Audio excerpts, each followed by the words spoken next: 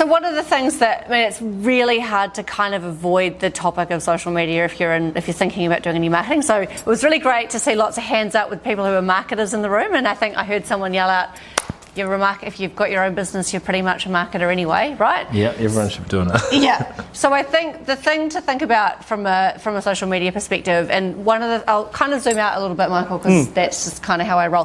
So I think before you kind of go into the specifics of social media, any small business should really be kind of looking at who's in your team. So how big is your business?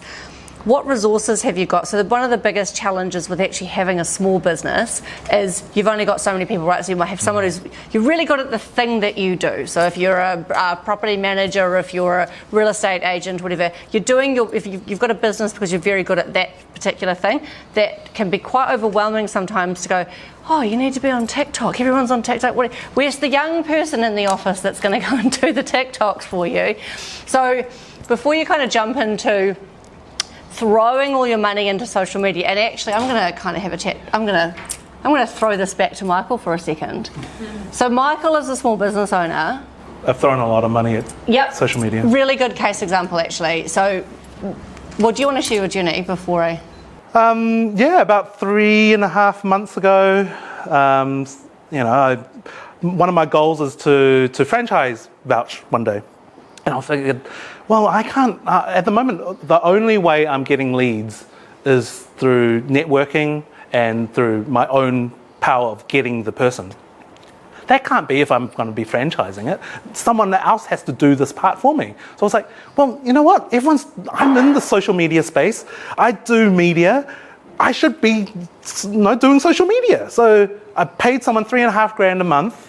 And got, I think, $5,000 out of it after 3 months. So I was like, you know what, and yeah, let's chill out on this. And then kind of went to Steph and said, and then he branded his car. What that illustrates to me, right? So there's marketing and there's social media, and I kind of think it's fit for purpose. It's the whole point is choose the thing that works really well for your business and think about the resource that you've got in your team. So I would say that before I start talking about trends in social media, I'd be saying, look at who you've got on the ground. Word of mouth is extremely powerful. Funnily enough, when I started my business, the very first thing I did is I went to a friend of mine who's a Facebook ad expert. I was like, oh, okay, right. My background's marketing and branding. That's what I've done. And I was like, absolutely, I need to go and start advertising myself. He goes, no. He goes, look at your network. That's the first place to get leads. So I think it's easy to get caught up in the idea of the shiny new toy.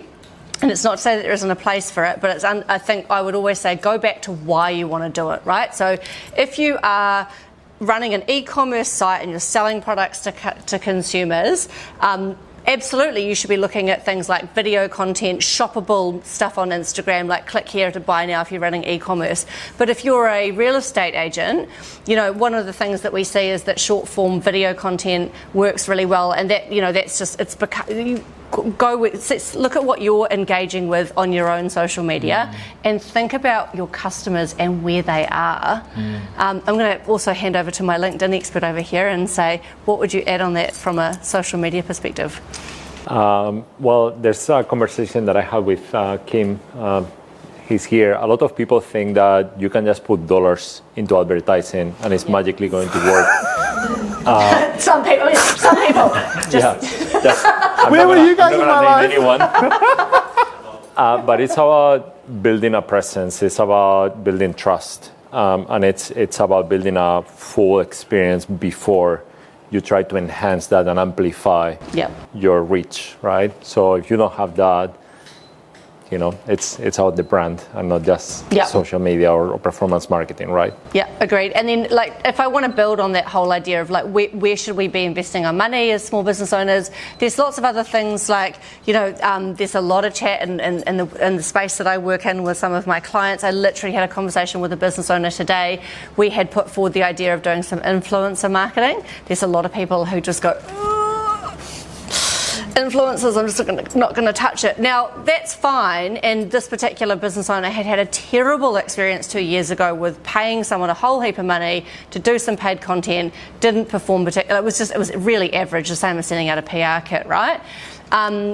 But the difference, it's about kind of, again, I always come back to why are you doing it? If you've got an influencer, so these days there are macro, micro and nano influencers, and there's a real trend. The nano influencer is seen to be kind of, that's somebody who's got a very specialised audience who would specifically speak to a particular product that you're selling. What that will give you is access to an audience that you might not have, right? So it's that whole idea of a trusted person speaking on your behalf. But what I would say, so I'll give you literally an example from today. We got given recommended influencer list. There were 6 influencers on this list of people that we could use, and the business owner was like, I'm just going to contact. I'll say who it was. I'm just going to contact Hercules Noble. Now, anyone who is in the food business would know who Hercules Noble is. So I'm just going to find out what his media pack is and just see what I can get for my money relative to what we were getting proposed on the other side. Yeah. So do your research, is what I would say. Is there anything you want to say on that? No, it's really just about knowing your audience, right? Yep. So a lot of the times, and one thing that I'm really fan of, it's the nano or micro influencers. Normally they are hyper targeted and they're highly qualified and highly trusted by their audience, and even though their reach is not as wide, their power of influence is a lot greater. So many times I've recommended my customers, or I do it with my current company, we invest a lot more into someone that can influence 3 people than into someone that can reach but not influence 3,000. Yeah. Right? Oh. So, yeah. Because their opinion holds weight, right? Yeah. Yeah. And then to kind of bring it back to something that might be slightly maybe more relevant to the audience here is thinking about partnerships, right? So if you're a real estate agent, who can you partner with in your local community who's kind of reaching people that might be your actual target buyers, right? So doesn't have to, the word influencer I think can be quite scary, and that's a whole different world. But kind of going, look around you, and Michael and I can partner on, it's about kind of who are the people that you want to work with that can reach a different audience, that have a natural kind of adjacency maybe to your customer. Yeah. Yeah. Can you put your hand up if you think you've got a pretty good idea of who your target customer is? Cool. Don't tell me it's everyone. So, when you get to how to get started in marketing, right? So I think most people, if you're in a small to medium-sized business, you probably don't have a marketing budget. The idea of having someone doing your marketing is outrageous. So I always it's called market orientation, and the idea is going, actually, I'm going to use you again, sorry. So Michael and I recently had a wee session, and Michael has 3 packages that he offers as part of his business. She threw something at me on the first session. He said it was a shoe, it wasn't, it was a pen. Anyway. Yeah, that makes it that much better. Right? Anyways, so that's how bad I am. Market orientation is going, what market, do you understand what market you're operating in?